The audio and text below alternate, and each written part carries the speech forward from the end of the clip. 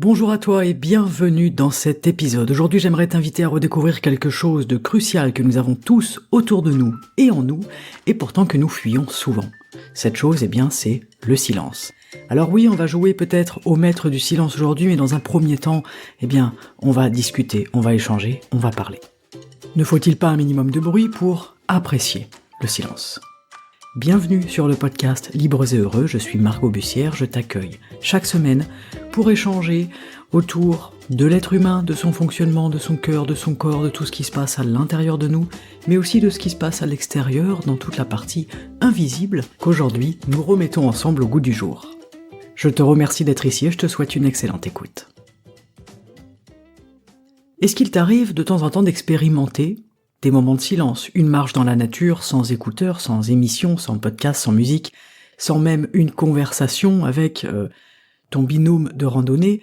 As-tu déjà expérimenté un repas entier sans un bruit ou un moment dans ton quotidien qui soit un moment de silence?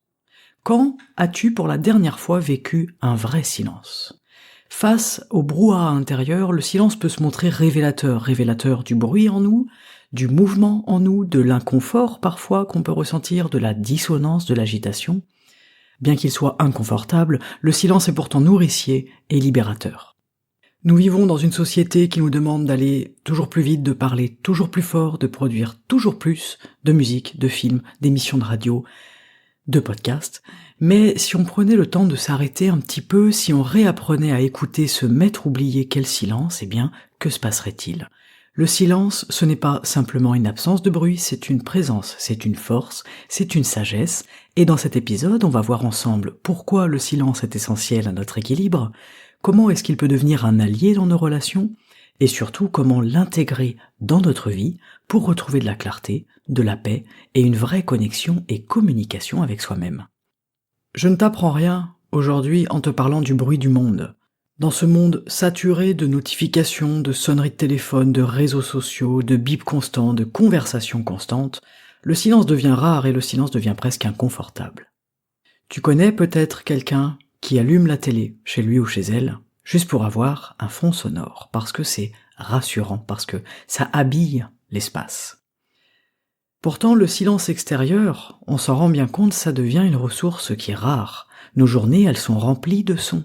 À la radio, dans nos oreilles, dans les écouteurs, au téléphone, à la télévision, sur Internet. Même quand on nous met en attente au téléphone maintenant, on se sent obligé de nous mettre une petite musique d'ascenseur comme pour combler un vide, combler un silence.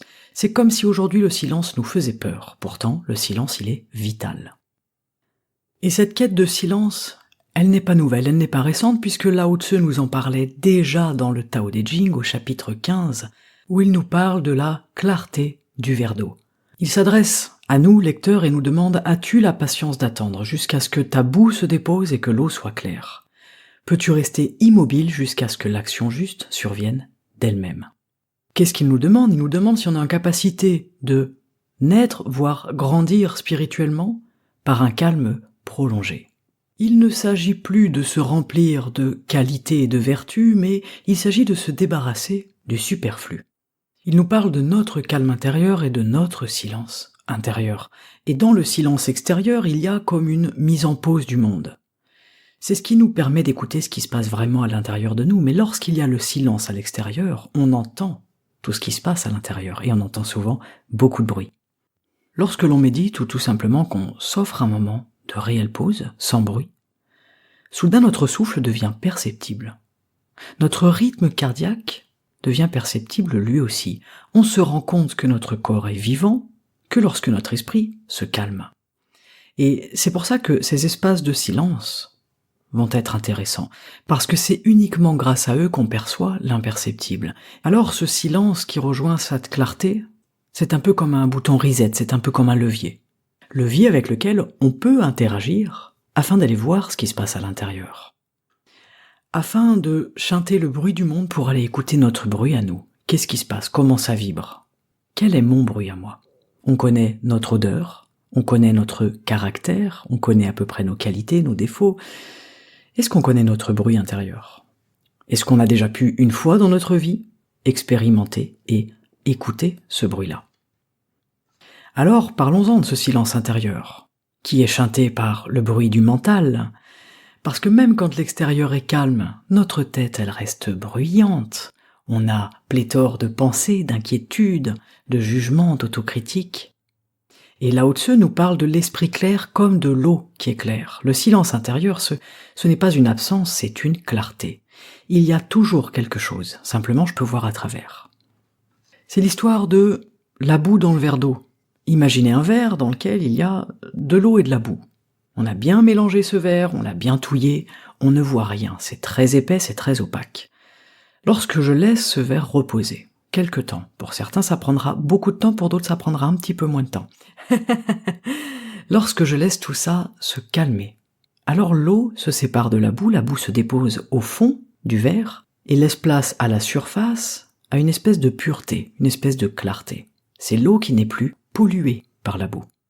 Eh bien c'est ça le silence intérieur, c'est une voie vers la clarté, c'est une voie vers la paix.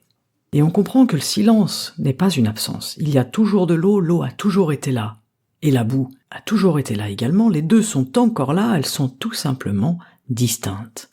Chacune à sa place. La boue au fond du verre, et l'eau claire au-dessus, transparente, translucide. Alors on comprend que notre vrai défi, c'est ce silence intérieur. Faire le calme à l'extérieur, c'est assez facile. Faire le calme à l'intérieur, quand notre esprit bavarde, ressasse, critique, compare, anticipe, juge, c'est plus difficile. Là encore, Lao Tse nous éclaire. Dans le Tao Te Ching, dans le chapitre 16, il nous parle de revenir à la source. Il y a bien toujours une question d'eau dans cette vision taoïste. Il nous dit « Vide ton esprit de toute pensée, laisse ton cœur être en paix ». Il nous dit ensuite « Revenir à la source, c'est la sérénité ». Revenir à notre origine, c'est être dans une forme de repos. Revenir à ce repos, à ce calme, c'est revenir à la vie. Il nous parle très clairement de sérénité. Et la sérénité, c'est quoi? C'est revenir à la source. Revenir à la source, c'est quoi? C'est sortir de l'agitation du monde, observer les choses telles qu'elles sont, accepter les situations telles qu'elles sont, accueillir les épreuves telles qu'elles sont avec confiance et avec foi. Mais revenir à la source, ça veut pas dire quitter le monde dans lequel on est. Ça ne veut pas dire quitter à la fois le monde agité et notre tête agitée. Et le silence intérieur, ce n'est pas forcer son esprit à se taire, c'est lui offrir un espace pour se déposer. Comme l'eau boueuse qui devient claire quand on cesse de la remuer. En méditation, par exemple, au début, tout est agitation. Mais si tu laisses faire, peu à peu, les pensées, elles vont se poser d'elles-mêmes. Et peu à peu, tu vas toucher un espace de paix, au début qui est infime, au début qui est même ridicule, peut-être même que tu ne l'apercevras même pas. Mais petit à petit, à force de laisser ton verre reposer, à force de discerner la boue de l'eau claire, à force de faire ce travail-là, petit à petit, ton espace de paix va s'agrandir. Donc on a dans un premier temps le silence extérieur, qui est un petit peu plus facile à gérer, qui est un petit peu plus facile à générer. Il est plus facile, dans un premier temps, de couper le bruit du monde, le bruit extérieur, que de s'intéresser à l'intérieur. Mais c'est une étape nécessaire. Une fois que j'ai réussi déjà à m'accoutumer un petit peu au silence extérieur, ce qui n'est pas toujours chose aisée, je vais aller dans mon intériorité, je vais essayer d'aller trouver mon silence intérieur. Pour ça, je dois déjà entendre mon bruit intérieur, entendre tout le bruit mental, entendre le bruit de l'organisme également, le bruit physique, du cœur, du sang, du souffle. C'est donc un voyage de l'extérieur vers l'intérieur. Mais le silence, ce n'est pas seulement une absence de bruit ou de pensée, c'est aussi une sagesse dans nos paroles. Parfois, choisir de se taire est la meilleure réponse. Il existe une citation que j'aime beaucoup, qui est attribuée à plusieurs personnes, notamment à Michel Tournier, mais qui, semblerait-il, vienne d'un proverbe arabe qui soit bien plus vieux, qui nous dit « Si ce que tu as à dire n'est pas plus beau que le silence, alors tais-toi ». Ce n'est pas un appel à se censurer, bien que des fois c'est intéressant et des fois c'est le cas, mais c'est surtout un appel à mesurer la valeur de nos mots.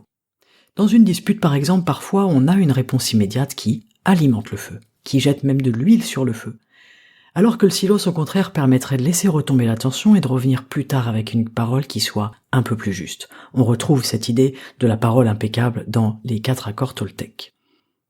Ce silence, c'est une forme de respect pour soi et de respect pour l'autre. Mais c'est aussi une forme d'apaisement du cœur. C'est pour ça que je vous en parle, c'est parce que si vous voulez commencer à travailler sur le silence intérieur, à faire du silence à l'intérieur, ça peut être intéressant de passer par le silence de la bouche et donc le silence du cœur. On dit que la langue, c'est le bourgeon du cœur.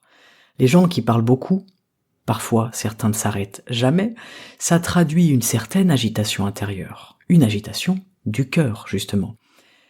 Mais la parole nous épuise. Parler nous demande beaucoup de chi. Parler, c'est très fatigant. Et ça fatigue le cœur de trop parler.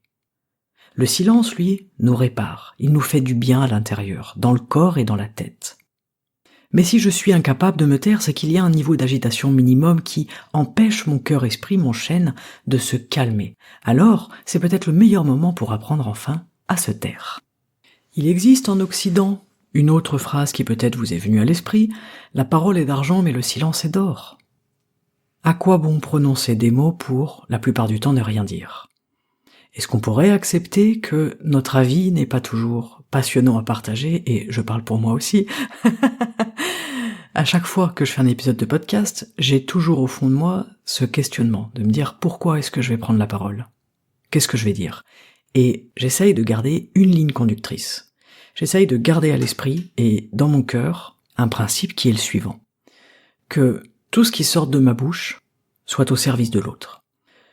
Que tout ce que je formule, qui passe à travers mes lèvres, puisse permettre à l'autre de grandir, puisse permettre à l'autre de se sentir bien, de se sentir mieux. Et le but n'est pas de ne plus parler. C'est pour ça que je vous donne cet exemple, c'est pour ça que je vous parle de moi, car je me pose très souvent cette question, je me la suis beaucoup posée dans ma vie, à quel moment il faut parler, à quel moment il faut se taire. J'ai d'ailleurs une tendance en société à plutôt me taire, alors que c'est marrant puisque je fais un podcast. Mais je n'ai pas toujours la conviction que ce que j'ai à dire est forcément intéressant. Bref, je ferme cette parenthèse. Ce que je voulais vous dire, c'est qu'on peut garder dans notre cœur cette notion de silence dans le fait de se positionner et de se dire que est-ce que ce que je vais dire va faire grandir l'autre ou est-ce que ça va le rabaisser? Et là, on intègre la notion de silence dans la parole. Ça veut dire que le silence dans la parole, ce n'est pas ne plus parler. Vous l'avez compris. Le silence dans la parole, c'est une forme de sagesse dans le choix des mots, dans la formulation, dans ce que je choisis de dire et ce que je choisis de taire. C'est une invitation à mesurer la valeur de nos mots et l'impact de nos mots. On dit beaucoup de choses sans s'en rendre compte, mais qui peuvent blesser, qui peuvent conditionner, qui peuvent rabaisser, qui peuvent faire du mal, qui peuvent créer de la haine, de la jalousie, de la rage, et d'autres émotions qui nous font pas forcément grandir. Donc est-ce que ce que je suis en train de raconter quand je prends la parole est au service de l'autre ou non? Voici pour moi une façon d'apporter du silence dans la parole, parce que je me suis bien rendu compte avec le temps que je ne peux pas choisir la non-parole, puisque dans mon métier, dans mon chemin de vie, dans ce que j'aime aussi, le chant, la musique et le podcasting, la parole m'est utile mais nécessaire. Et en plus, j'aime utiliser la parole. Donc il faut faire un choix, trouver notre équilibre.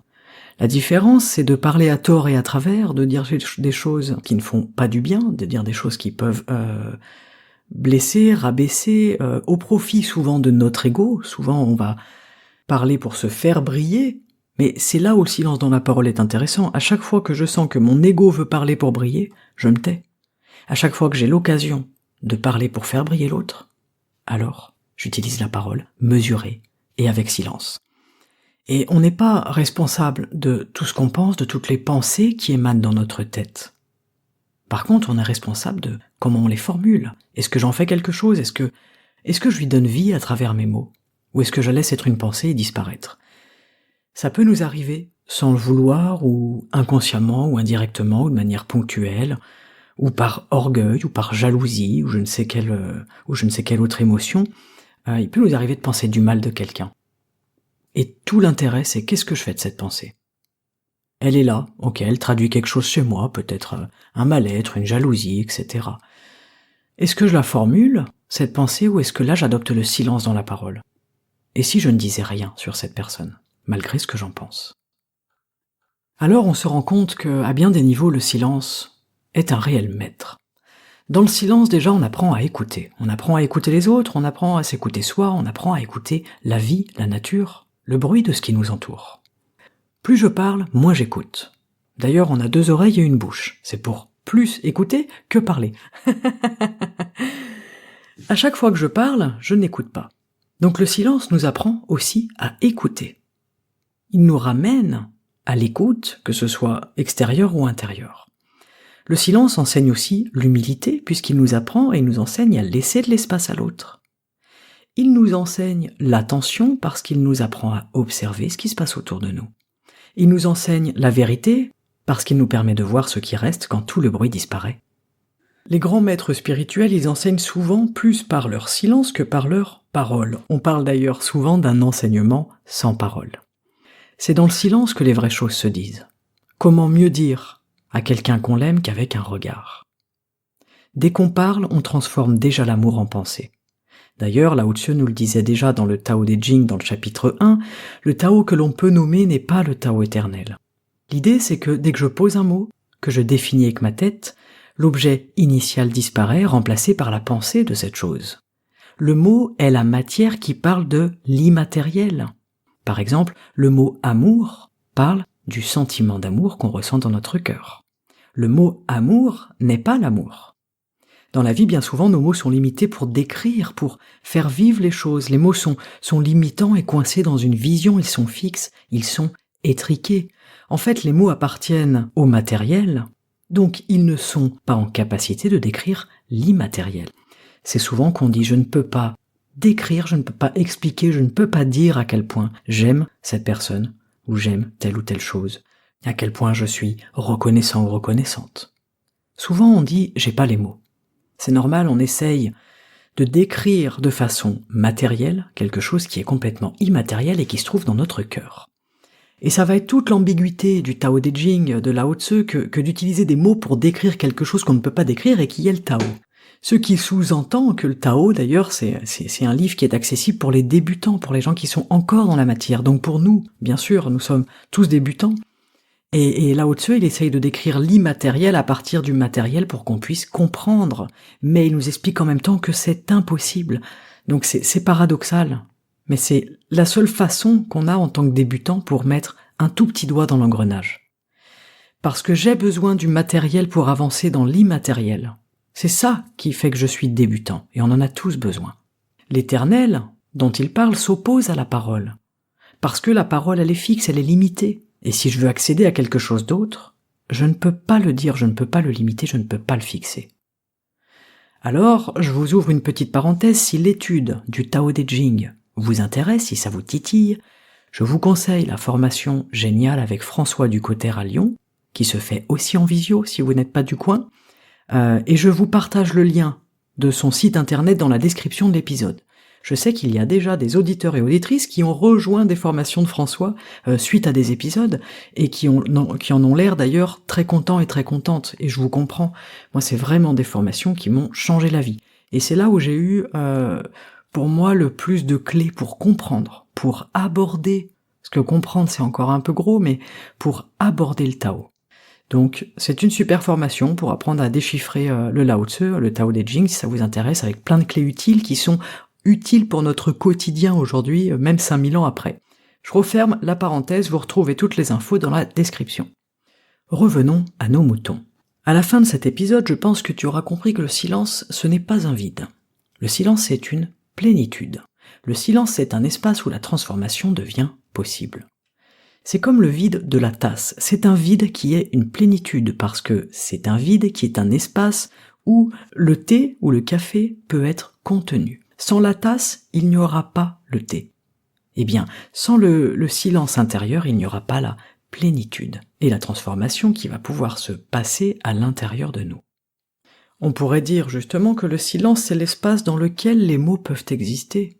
Sans silence, pas de musique, pas de parole, pas de respiration, pas de battement de cœur, rien. On n'entendrait rien.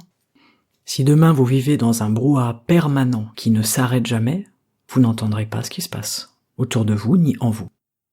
Si la musique n'était qu'un flot continu de sons sans pause, ce serait insupportable. Ce ne serait pas mélodieux, on n'entendrait rien. La musique, c'est constitué de autant de pauses que de notes. Ce sont les silences entre les notes qui créent l'harmonie. Et bien dans notre vie, c'est pareil. Ce sont dans ces espaces de silence que les choses prennent tout leur sens. Alors pourquoi est-ce qu'on fuit le silence ? Parce que le silence, il nous met face à nous-mêmes. parce qu'il découvre ce que couvrent les mots, parce qu'il révèle ce qu'on essaye de cacher avec beaucoup d'agitation, parce qu'il nous met en lien avec l'invisible, c'est inconfortable, c'est déstabilisant. Et pourtant, c'est là que commence la guérison, dans le silence intérieur et dans la clarté. Alors comment réapprendre à l'aimer ? On a des petites pratiques concrètes qu'on peut mettre en place. On peut commencer à aller marcher ou courir pour ceux qui courent sans musique, sans téléphone, sans podcast, sans émission de radio, sans discussion avec les collègues de rando. On peut faire l'expérience d'organiser un repas en silence, que vous soyez seul, avec votre conjoint ou votre conjointe, en famille, avec vos parents, avec vos enfants, avec des amis. Proposez-leur un petit défi, proposez-leur une activité sympa. On va essayer de faire un repas en silence. À partir du moment où on s'assoit à table, jusqu'au moment où on débarrasse la table, on ne parle pas. Vous allez voir comme c'est rigolo et comme c'est intéressant. On peut aussi pratiquer tout simplement dans notre journée 5 minutes d'observation tranquille. On n'est même pas obligé de rentrer dans un état méditatif.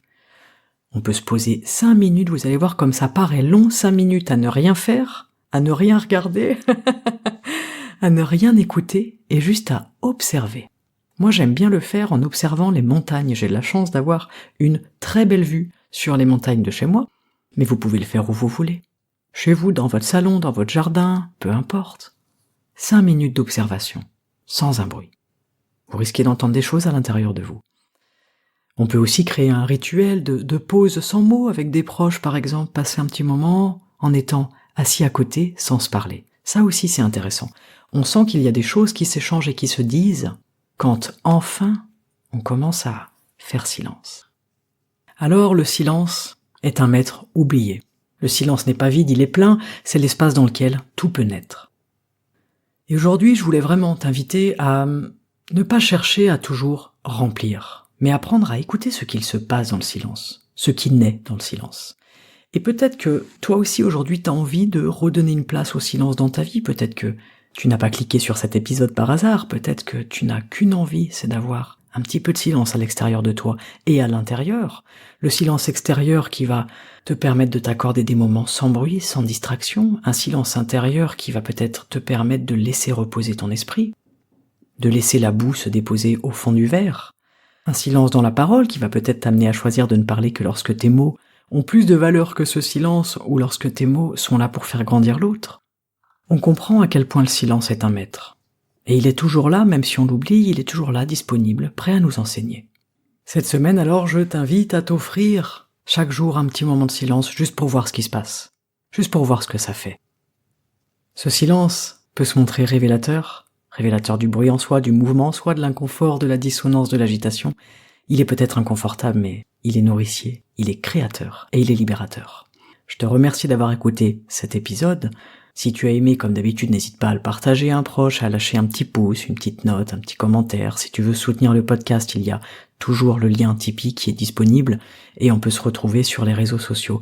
Je vais te laisser avec une petite devinette pour t'inviter à réfléchir et pourquoi pas à la partager avec un ami, un conjoint, un enfant, un proche. La réponse, je sais que tu l'as, mais je te la pose quand même. Qu'est-ce qui est cassé quand on le nomme ? Le silence, bien sûr. Parce que quand on nomme le silence, on le brise. Je te remercie pour ton écoute, je te souhaite une excellente journée, je te souhaite des bons moments de paix et de clarté, et on se retrouve la semaine prochaine pour un nouvel épisode. Ciao!